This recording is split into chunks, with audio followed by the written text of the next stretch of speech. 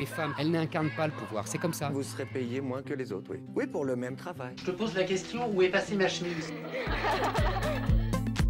Tous égaux. Tous égaux. Les tutos qui se mettent les sexistes à dos. Ça va bientôt être les hommes qui vont s'occuper des enfants et qui vont rester à la maison.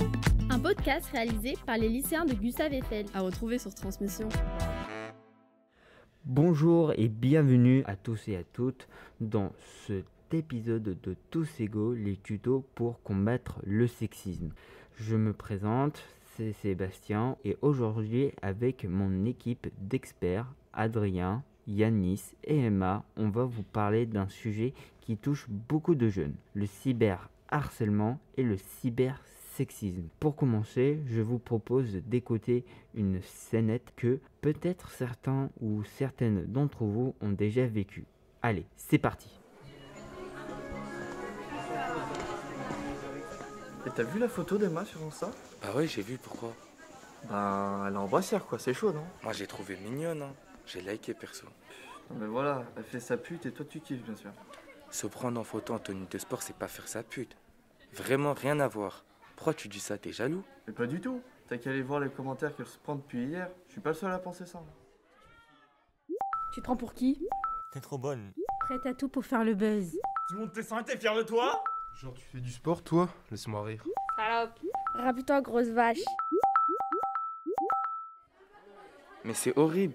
Elle se fait insulter par tout le monde. Elle doit être trop mal. En même temps, elle voulait de l'attention, elle l'a eu. Merci à Mathieu, Mohamed, Ben, Gwendal, Marion, Razma et Feriel qui ont prêté leur voix pour l'enregistrement de cette scénette. Ce qu'on vient d'entendre, c'est quelque chose qui peut arriver dans n'importe quel lycée. Salut Emma. Hey. Alors, pour y voir un peu plus clair, c'est quoi le cyberharcèlement? C'est quoi le cybersexisme? Alors déjà, le cyberharcèlement, c'est un ensemble d'actes agressifs, intentionnels et répétés, commis par une ou plusieurs personnes, par SMS, sur les réseaux ou dans les jeux en ligne, et qui visent une victime en particulier.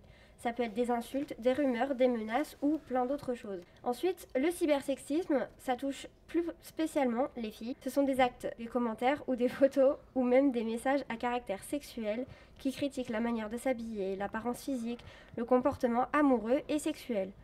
Pourquoi les filles sont plus touchées par ce genre de violence en ligne? Bah déjà parce qu'elles sont soumises à plus de règles et de codes sur leur physique et leur comportement. Si elles ont le malheur de ne pas respecter ces codes, elles peuvent être la cible de violences. Merci Emma pour ces explications très claires. Mais alors, est-ce que ça arrive souvent le cyberharcèlement et le cybersexisme? On va en parler avec toi Adrien. Salut. Salut. Alors, quand on regarde les chiffres, on voit que les filles sont beaucoup plus touchées que les garçons par les insultes sur les réseaux sociaux. Par exemple, une fille sur 5 rapporte avoir été insultée en ligne sur son apparence physique, son poids, sa taille ou une autre particularité physique, contre seulement un garçon sur 8. C'est un chiffre assez frappant. Une fille sur 6 déclare avoir déjà reçu des photos, vidéos ou textos à caractère sexuel non sollicités. Et presque une fille sur 10 a déjà vu une photo ou une vidéo intime diffusée sans son consentement. Avec ces chiffres, on voit donc que c'est assez répandu.